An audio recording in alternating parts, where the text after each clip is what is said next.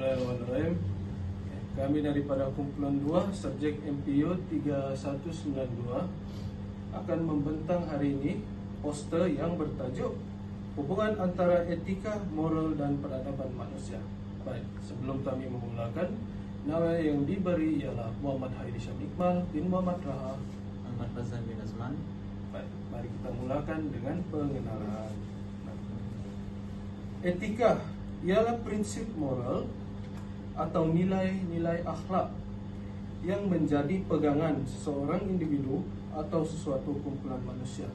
Dengan bahasa yang lebih simplistik, ialah etika merupakan kayu ukuran baik dan buruk terhadap seseorang individu atau komuniti dalam kehidupan seharian mereka.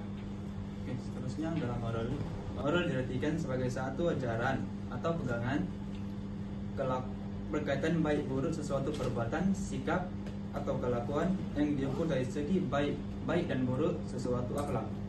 Istilah peradaban merujuk kepada kehalusan tata susila dan keluhuran kebudayaan suatu masyarakat. Seterusnya, sebelum kami ingin meneruskan kepada bahagian yang seterusnya, saya ingin memperkenalkan diri. Nama saya adalah Endrin Analusum. Saya Jessica Joyce. Saya Florence Anabli. Dan kami akan membentangkan bahagian metodologi kajian. Yang pertama adalah kaedah metodologi. Metodologi adalah merupakan kaedah yang digunakan untuk menjalankan sesuatu kajian.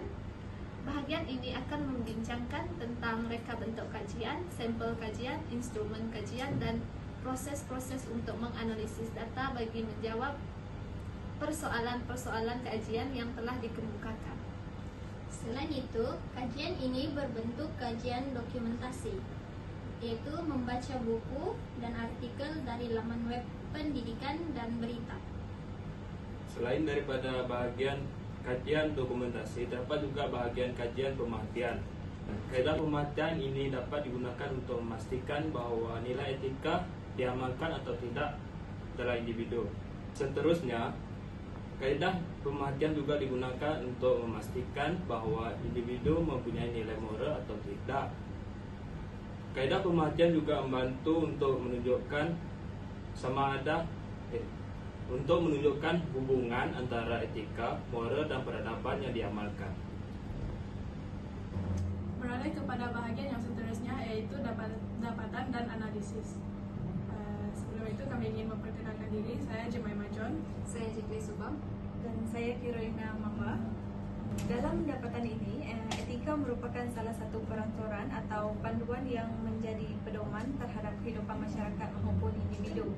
Etika juga membantu manusia untuk mempunyai sikap dan bertindak secara tepat dalam menjalani kehidupan mereka. Selain itu, seperti kita tahu adalah moral adalah salah satu ajaran tentang tingkah laku yang baik ataupun buruk. Moral ini mampu terbentuk melalui ajaran yang telah dididik daripada keluarga. Hal ini kerana keluarga merupakan tonggak utama ataupun sesebuah keluarga yang utama untuk jadikan moral ini sebagai ajaran kepada dalam keluarga ini, sepertinya ibu bapa. Seterusnya, berdasarkan dapatan, peradaban berkembang melalui peredaran zaman. Sebagai contoh, peradaban berkembang bermula pada zaman prasejarah, yang dahulu manusia hidup dalam berpindah randah untuk mendapatkan sumber makanan dan tempat tinggal. Namun begitu, dunia sekarang lebih moden sehingga peradaban mampu berkembang dengan lebih luas apabila masyarakat mampu mencipta sistem yang lebih baik, iaitu etika dalam kehidupan. Jadi sebagai meneruskan pembentangan kami, nama saya Muhammad Faizudin bin Muraidi. Nama saya Christine Betty. Jadi seterusnya kita melihat menurut daripada Shada dan Agrawal pada tahun 2023 daripada artikelnya Ethics and Morality, etika dan moral dia dirujuk sebagai satu cabang falsafah yang dapat menjelaskan prinsip-prinsip moral. Daripada situ kita dapat melihat etika dapat dilihat melalui norma sosial, pekerjaan, budaya ataupun pemikiran. Jadi sebagai seorang individu. Dan dengan itu ia dapat memberi panduan bagaimana seseorang manusia harus bertindak dalam sebuah masyarakat. Konsep tersebut ia terbentuk melalui refleksi manusia dari atas nilai dan prinsip yang pegangnya. Jadi kita boleh teruskan dengan lihat daripada konsep moral yang merujuk sistem yang lebih peribadi tentang apa perkara yang betul dengan perkara yang salah.